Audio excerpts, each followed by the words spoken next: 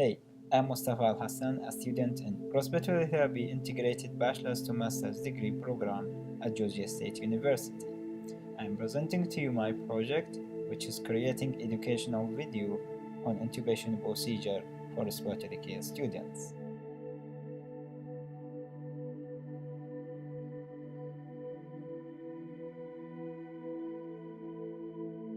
The equipment we need to perform this task: gloves, bag valve mask, endotracheal tube, laryngoscope handle and blade, stylet, syringe, lube, CO2 detector, suction catheter, and Yanka ET tube holder or tape, bite block or oropharyngeal airway, and towel.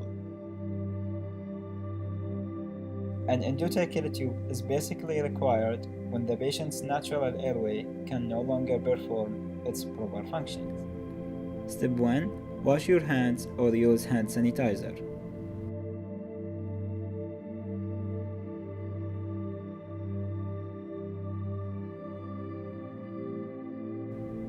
Step 2. Gather and check the equipment, which we already did, gather them.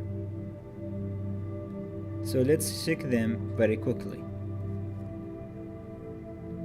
I'm attaching the blade to its handle and making sure the light is working as well. If the light doesn't function, the bulb first should be checked to see if it is tight.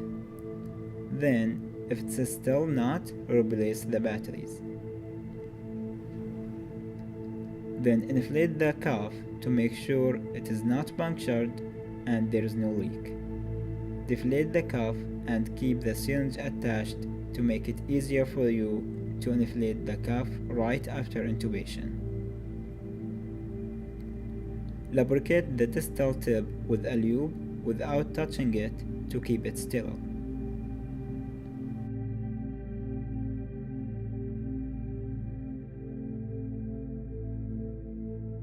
Insert a stylet into the tube to add rigidity and maintain the shape during insertion. The tip of the stylet must never extend beyond the AT tube tip. Connect the manual resuscitator to an oxygen source and turn on the flow to the max.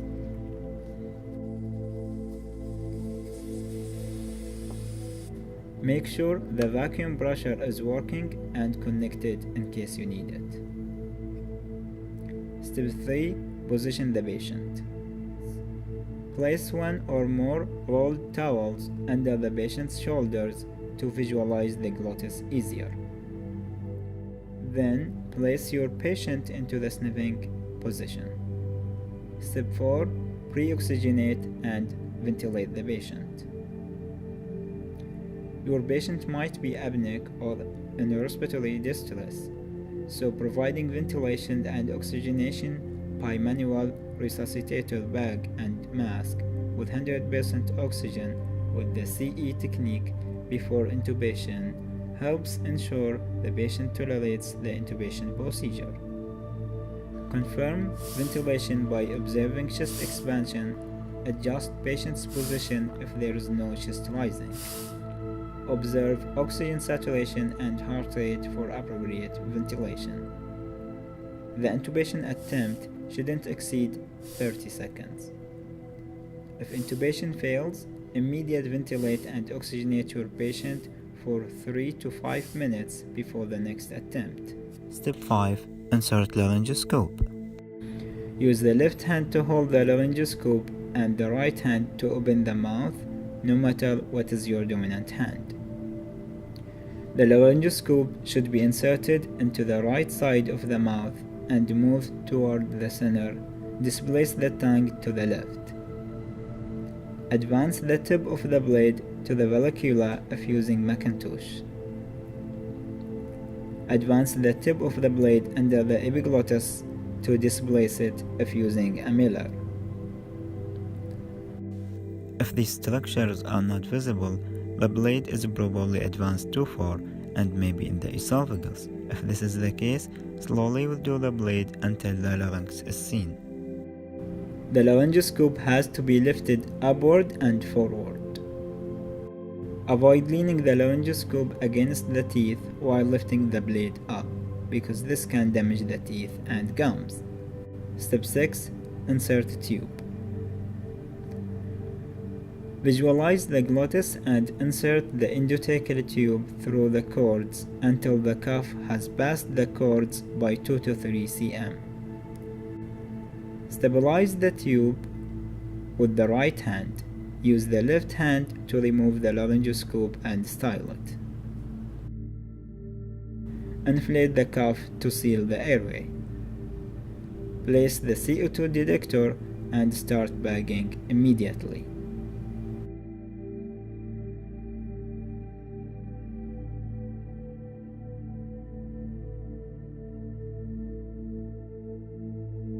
Step 7. Confirm tube position. Number 1. You already have seen the tube passed into the trachea. Number 2. Changing from purple to yellow means you are on the trachea. Number 3. Observe bilateral chest rising. Number 4. Listen for unequal and bilateral breath sounds.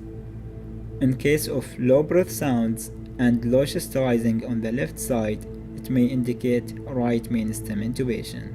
Right mainstem intubation is corrected by deflate the cuff, slowly withdraw the tube while listening for the return of left side breath sounds and re-inflate it again. Left lung atelectasis or pleural effusion may cause decreased breath sounds.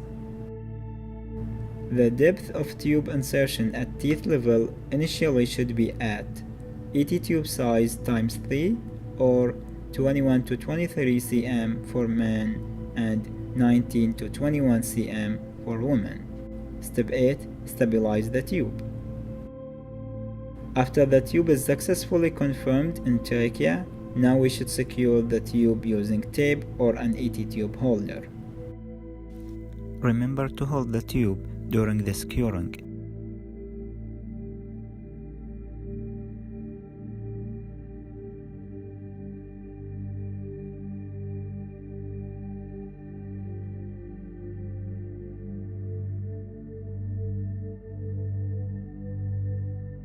A bite block or an oropharyngeal airway may be needed to prevent the patient from biting down on the tube. If using a bite blocker, make it separated under the ET tube holder. Cuff pressure should be kept between 25 to 30 cm water. After the tube is stabilized, mechanical ventilation should be connected and a chest radiograph should be taken to confirm the tube position 2 to 5 cm above carina. I hope this video is helpful for you in understanding the procedure of intubation. Mustafa Hassan was with you. Thank you for watching.